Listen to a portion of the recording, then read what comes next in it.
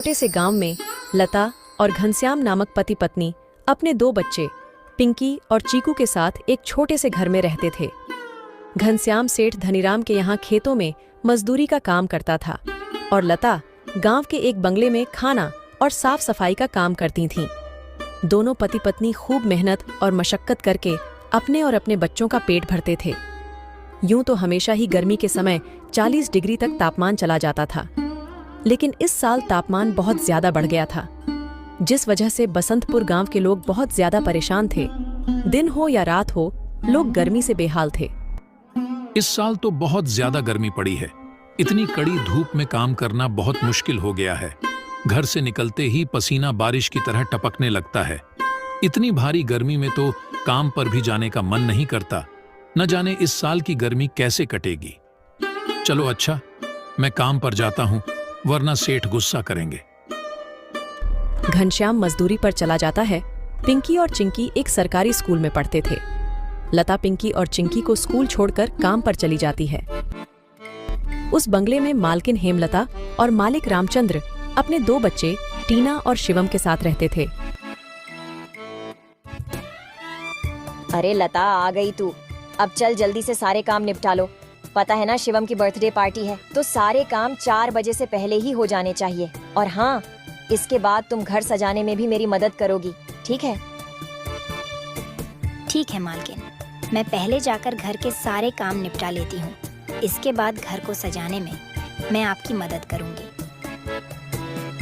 ऐसे लता घर के सारे काम करने के बाद हेमलता की घर को सजाने में मदद करती है।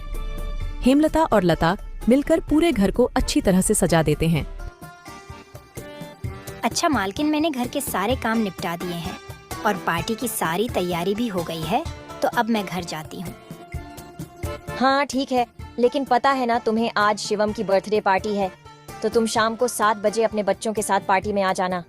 और हाँ, मुझे तुम्हारी थोड़ी मदद की भी जरूरत होगी। ठीक है मालकिन, मैं शाम के समय बच्चों के साथ यहाँ आ जाऊंगी। ऐसा कहकर लता घर चली जाती है और दोनों बच्चों को तैयार करके शाम को 7 बजे पार्टी में आ जाती है। पार्टी बहुत ही शानदार होती है। लता के बच्चे इतना बड़ा घर देखकर कहते हैं, अरे यार चिंकी, यह घर कितना बड़ा है और कितना सुंदर है।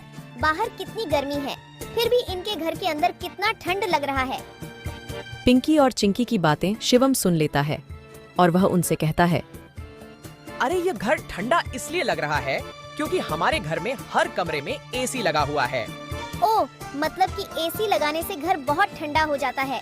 दीदी, हम भी अपने पिताजी को अपने घर में एसी लगाने के लिए बोलते हैं ना, हमारे घर में भी बहुत ठंडा लगेगा। चलो बच्चों, इधर आओ, केक काटने का टाइम हो गया है।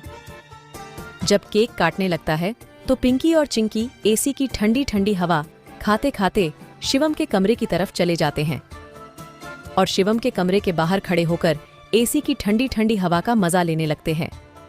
एसी की ठंडी ठंडी हवा खाते खाते वह दोनों कमरे के अंदर चले जाते हैं। दीदी, यह कमरा तो सबसे ठंडा है, इसमें कितनी ठंडक है। और दीदी, यह देखो, यह बिस्तर कितना सुंदर है, बिल्कुल मखमल जैसा। दोनों बेड पर बैठ जाते हैं और ठंडी ठंडी हवा का आनंद लेने लगते हैं। देखते ही देखते 15 मिनट बीत जाते हैं और आराम करते करते कब दोनों की आंख लग जाती है, उन्हें पता ही नहीं चलता। इतने ही देर में अचानक से शिवम की बहन टीना कमरे में आ जाती है। वह पिंकी और चिंकी दोनों को शिवम की बेड पर लेटा देखकर जोर से भड़कती है। ये दोनों मेरे कमरे में क्या कर रहे हैं? माँ इधर आओ, देखो ये दोनों मेरे बेड पर क्या कर रहे हैं। टीना की आवाज सुनकर हेमलता कमरे में आती है। तुम दोनों अभी के अभी मेरे बेड से उठो।